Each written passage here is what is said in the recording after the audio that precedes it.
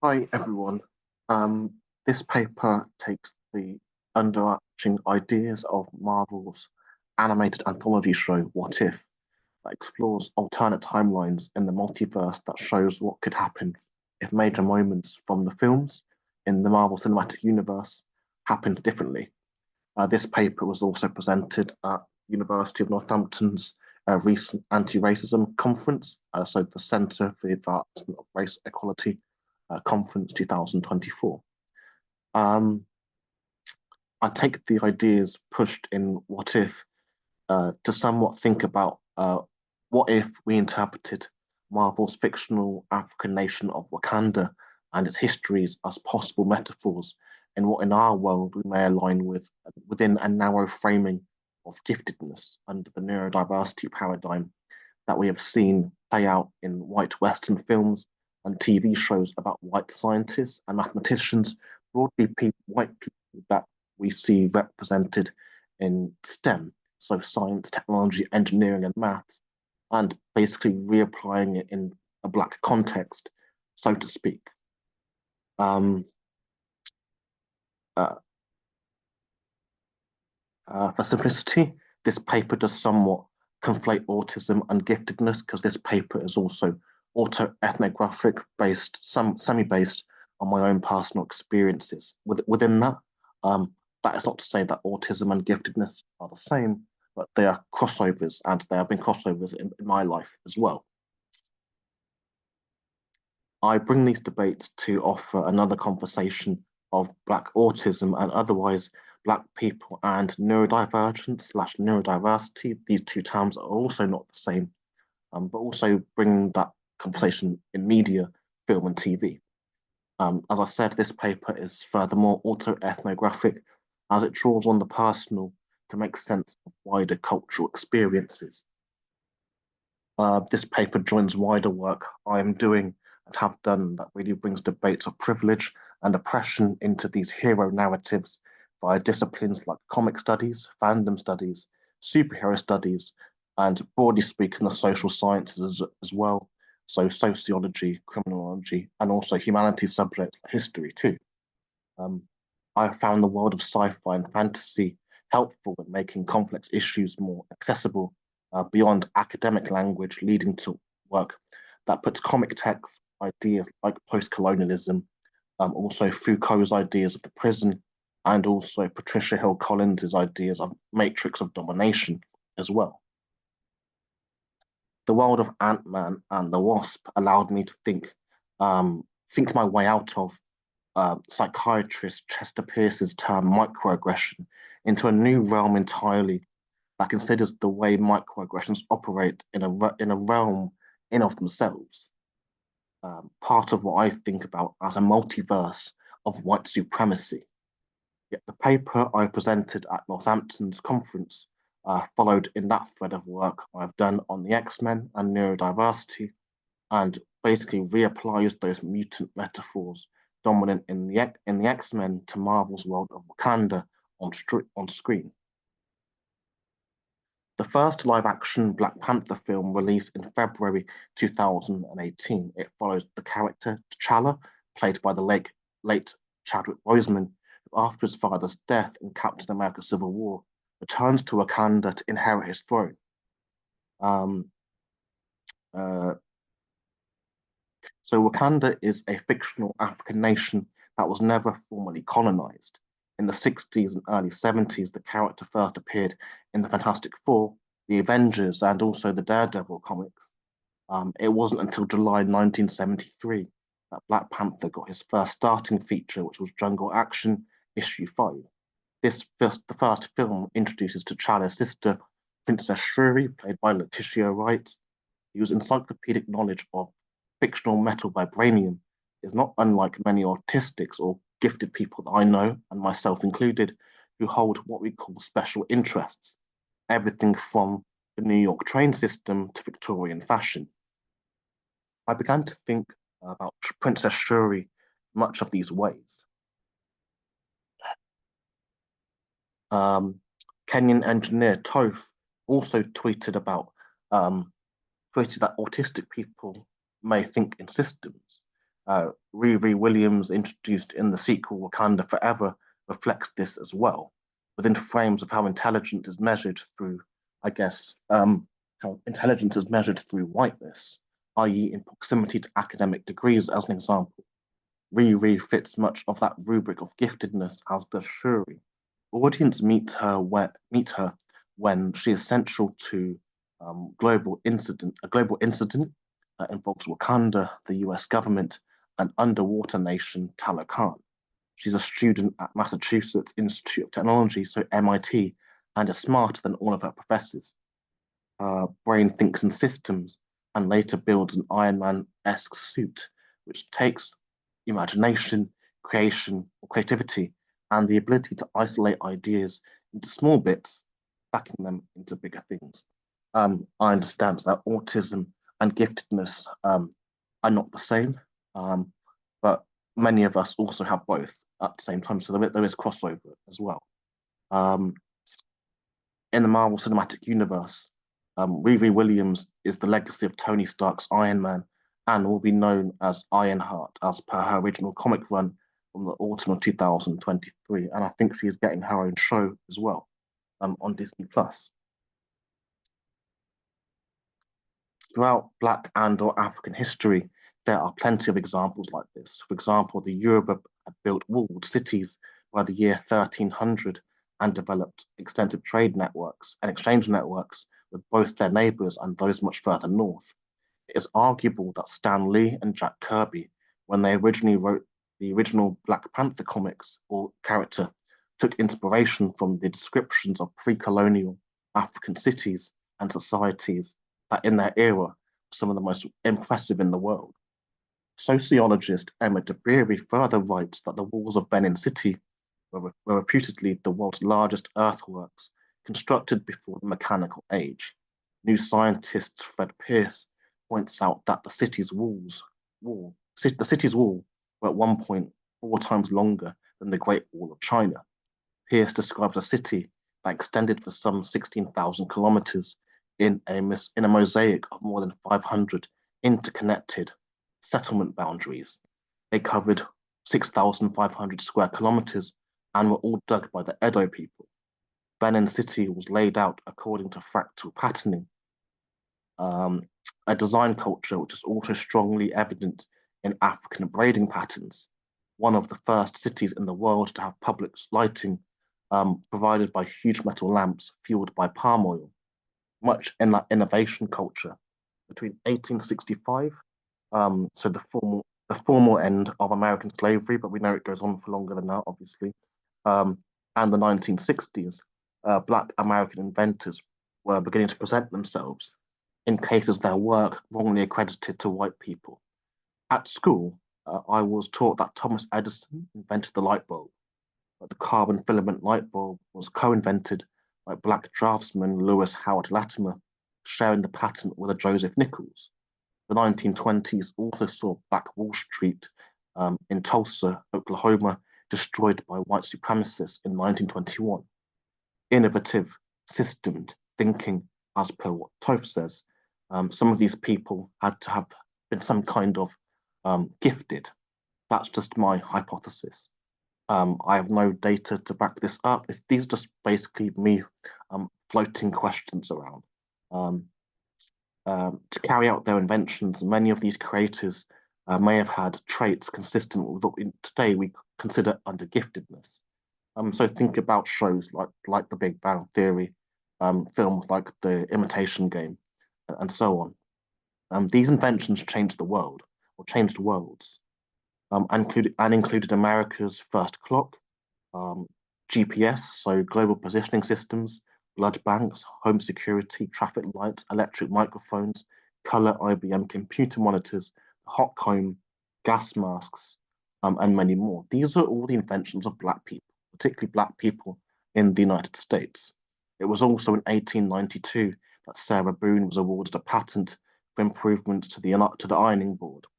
The 2016 film Hidden Figures also spotlights Dorothy Vaughan, Mary Jackson, and Katherine Johnson, 3 of the many Black women scientists and mathematicians at NASA that sent white men into space during the 1960s.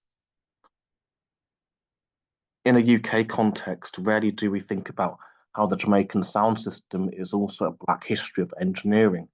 Sound system culture has been publicly remembered in sound histories and the arts, but scarcely as a science, tech, engineering. If we are thinking about what is hyped in many institutions as STEM, so science, technology, engineering, and maths, the technology and engineering, even in Northampton, as per my PhD research about Caribbean Northampton in the 50s, 60s, 70s, and 80s, um, taught many the power and the value of the sound. Um, and I'll link a video in the description as well to my paper about Northampton's history of reggae music too. I've waited this long to talk about neurodivergence as a term because I thought you'd be more interested in hear some of the story first. Um, you can identify as neurodivergent, but it is not a medical term. It was formed out of activist organizing. It is an identity position. For many, it is about rejecting the labels um, pushed by healthcare and so forth. That's entrenched by things like disordered thinking, and stuff like that. It's a term used to describe how some people's brains diverge what some define as the so-called normal. But really, it's a divergence from an imposed idea of normality, which is as much political as it is cultural or social. I'm not sure if such terms are appropriate for me as a Black person when Blackness was not the context for what those terms were coined in. This was even more apparent reading books like journalist Steve Silverman's Neurotypes and historian Edith Schaeffer's Asperger's Children, among others, which really very, very white, in my opinion. Much of the books written as universal around neurodiversity, but particularly around autism, um, as universal for all of us, are really embedded in whiteness. Ngozi Alston coined the term neuroexpansive to talk about this, saying that regardless of the popularity of terms like neurodivergence, neurodiversity, and neurotypical, these kinds of words, and I quote here, will never be able to accurately describe Black body minds because we have never been neurotypical, she says. Or they said, I'm not sure what their pronouns are. Um, so in the same way as Black folks may have never been typical, the term neurodivergent may only apply if we if we are measuring ourselves against that yardstick of whiteness. Senegalese filmmaker Ousmane Sembène said something similar when asked if his films were understood in Europe. He said, and this was in 1983 as well, Europe is not my center, Europe is the outskirts. After 100 years here, do they speak my language? I speak theirs. My future does not depend on Europe. I'd like them to understand me, but it makes absolutely no difference. Take the map of Africa, place Europe and America together, and there's still some room left. Why be the sunflower and turn towards the sun? I myself am the sun, he says. So, in that idea of looking at how Europe is not the center, I really must question in my own context, amid people of African descent, what is called giftedness in neurodiversity spaces. Among Black people, in many ways for us, or for me at least, is things that I was learned growing up as this is just what we mean um, when we call ourselves Caribbean or African. I find many of the traits that come under giftedness are things that I've just picked up in my culture, which is the Jamaican culture and the Grenadian culture, that my parents instilled in me, my brother and me. Um, so I know coming from being descended from the Caribbean, um, that kind of problem solving ability, that creativity, and many other traits is just entirely normal for us. But then a lot of the writing about neurodiversity by researchers and lived experiences, there's also a common consensus that these neurotypes, including things like autism, things like ADHD, dyspraxia, and so on, can also be passed on through the genes, so in hereditary. It's here I began to think about Africa being the most genetically diverse place on Earth.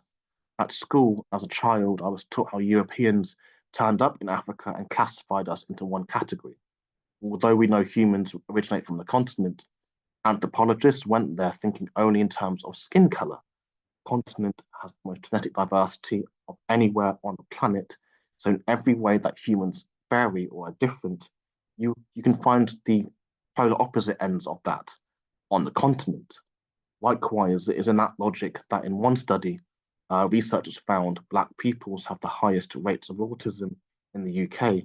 And this may not be that should not be that surprising if we could think about neurodiversity as part of genetic diversity. However, the extremes of this also mean the continent and people of African descent is the place where you may find the greatest extreme between neurotypical or so-called neurotypical people and neurodivergent people. Again, I have no data to back any of this up. This is just me asking questions and thinking out loud.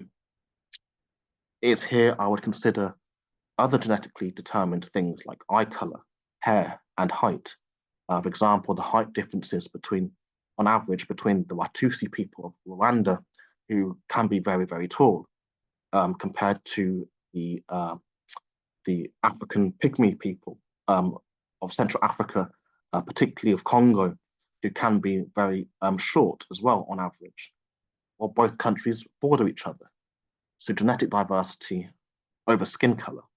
It would also be worth thinking about how or why people of African descent have dominated long and short distance running for years, decades even. Notably, Black Jamaicans in the sprint, like Shelly-Ann Fraser-Pierce. In my lifetime, I think of the career of Mo Farah, who dominated 5,000 and 10,000 meters. Also, Catherine Inderabra from Kenya, who dominated the marathon for time. There are swathes of Africans from the continent and in the diaspora just making waves, and they have been for centuries. Another example, for me, I have dark brown eyes. My cousin in the picture there as well has green eyes, and yes, he is a Black man. Africa's ideas of genetic diversity in the context of Black Panther and Wakanda, it may open a doorway for Black film and TV watchers to see another type of Black character on screen. When we look at the whiteness of academia, I know for many of my Black colleagues will agree that white folks can be surprised when they meet a Black person smarter than they are. But thinking of that genetic diversity, of people of African descent, it can be surprising that some of the greatest intellectual outputs come from people of African descent. It can't be surprising that some of the greatest intellectual outputs come from people of African descent, wherever we are in the world. The Greeks learned philosophy from the Kemites of Egypt, who originally came from Ethiopia. They traveled north. Both countries on the continent, Africans. So outside of that context of colonialism, somewhere like Wakanda may show a version of giftedness within a very, very, very, very, very narrow framing that does not exist solely to serve Western capitalism. It is through this conversation that we may see how African heritage peoples are some of the most intelligent on the planet. British writer and social activist Akala claims nobody wants to finance films and TV shows like this about Black people with book smarts, not in the same way they do about criminalization of Black people. In the present, I think to people like Dorothy Jean Tillman II and Joshua Beckford, and the UK's smartest family, the Nigerian family, the Imafeodons, at least in terms of academics. But even in that celebration of giftedness, these so-called inspirational stories are also stories of exceptionalism, which I've also written about, and I'll put links to that in the description as well. And we must always remain aware of this thinking. So thinking about the extremes of human variation also showing up in Africa, considering Wakanda in these contexts as a point of representation, I think to me makes absolute sense, as do the super smart inventors that were so prevalent in the eras after the slave trade. Yet I reiterate, these people aren't just producers and should be valued because they exist, not for their labor contributions, which will also have racist, classist, and ableist and misogynistic dimensions. When you start valuing people in accordance of production and labor, it only goes one way. Um,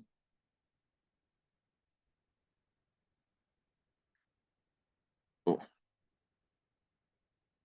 conclude, then, this paper is aimed to place the fictional African nation of Wakanda into context of neurodiversity via Black histories of innovation. Yet film and TV media of this nature has been eclipsed by white people. It's funny that even as there is no one way to be gifted and or neurodivergent or autistic or whatever, one of the symbols of neurodiversity that is common within these spaces is the infinity symbol, which imitates the fractals of African design cultures, goes on continuously, so a continuous loop. Um, Today, the continent has the highest genetic diversity on the planet. So to think of Wakanda in that way is entirely reasonable and possible. Um, it's not in the sense saying what Wakanda is, but equally you can't say that it isn't at the same time. Since Africa is where you will find the extremes of human variation, although Black autistics and other Black people who have the different neurotypes face racist barriers to diagnosis, at least in the UK. I also would not be surprised if it is within us you'll find the greatest breadth of those experiences, for example, or not. This is absolutely a hypothetical paper. It's based off the Marvel short animation series What If, and it really is a what if. So I have no data to back any of this up. This is just me thinking out loud. Um, Black excellence is exhausting. Celebrate mediocrity. Thanks very much for listening. And if you've got any questions, leave them in the comments, or um, equally, you can send me an email as well at trey@treyventour.com. But thanks very much for listening.